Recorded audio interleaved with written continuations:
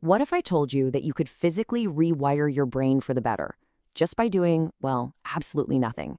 We're about to break down exactly what happens, right down to the cellular level, when you just give your brain a little bit of silence.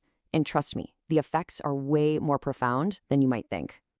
No, really, think about it for a second. When was the last time you were in a place with not just no talking, but no noise at all?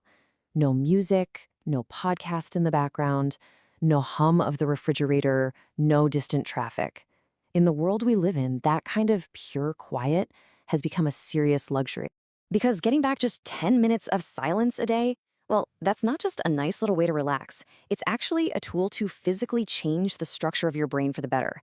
And that's the big idea we're digging into today. And look, this isn't some fringe wellness idea.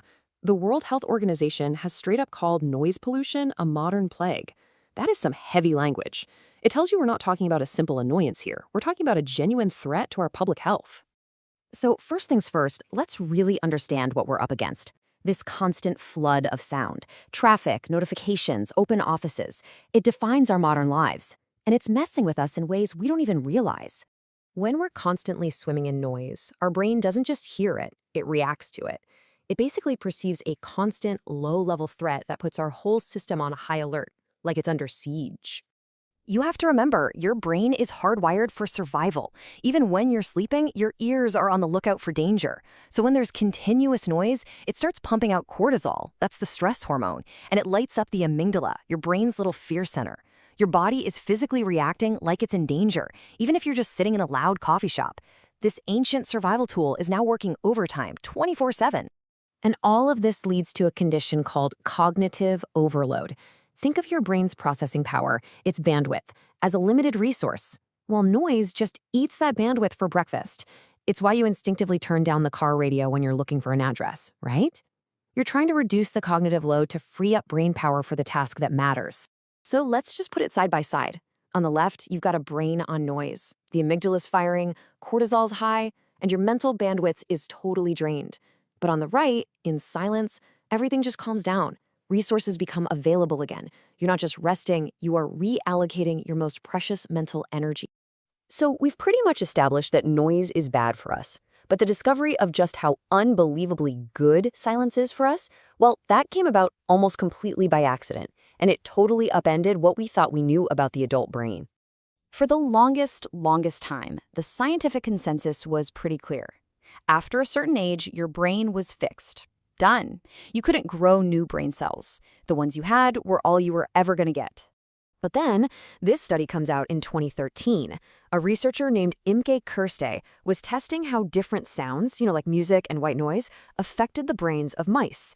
And get this, silence was only in the study to be the control group. It was the boring baseline they were going to measure the real sounds against. It wasn't the focus at all. The researchers were measuring something called neurogenesis. It sounds fancy, but it just means the birth of new neurons.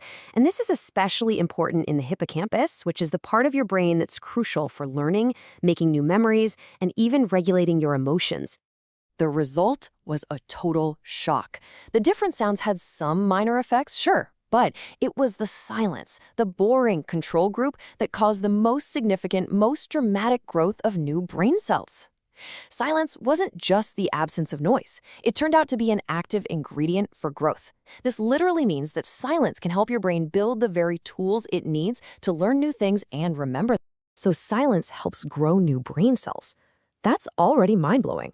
But that's not all it does. It also lets your brain switch gears and fire up a whole other network that does some of its most important work behind the scenes. See, your brain kind of operates in two different modes. When you're focused on the outside world, you're working, you're talking, you're scrolling on your phone, you're using your doing network. But when you take away all those external things, your brain doesn't just power down. Nope. It switches over to the default mode network, or the DMN. It goes from reacting to the world to reflecting on it. A really great way to think about the default mode network is to picture it as your brain's own personal housekeeper. It only really comes out to clean up, organize, and tidy everything up when the house is quiet and everyone else is gone. And this housekeeper is doing some seriously important work. The DMN is where you sort through your memories, where you make sense of your experiences, where you plan for the future, and, this is a big one, where you connect totally different ideas. It's exactly why your best ideas seem to just pop into your head when you're in the shower or on a quiet walk. The noise stopped, and the housekeeper finally had a chance to get to work. Okay, so the science is crystal clear. The question now is, how do you actually put this into practice? Well, the great news is it's unbelievably simple. Anyone can do this.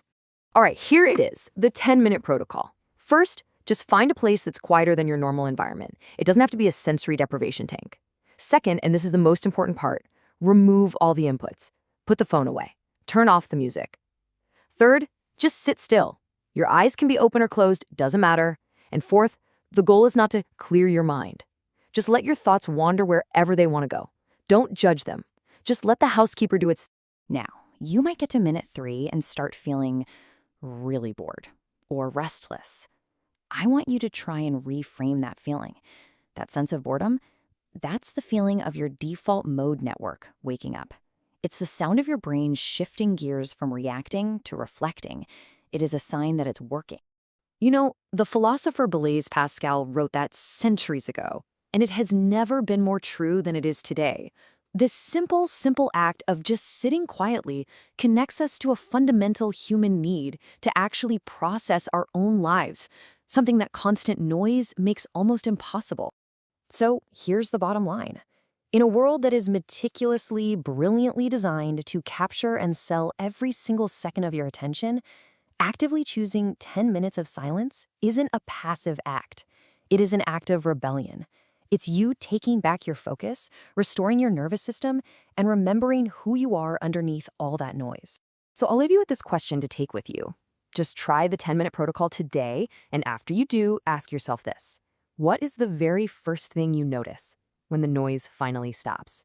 You might just be surprised by what you find.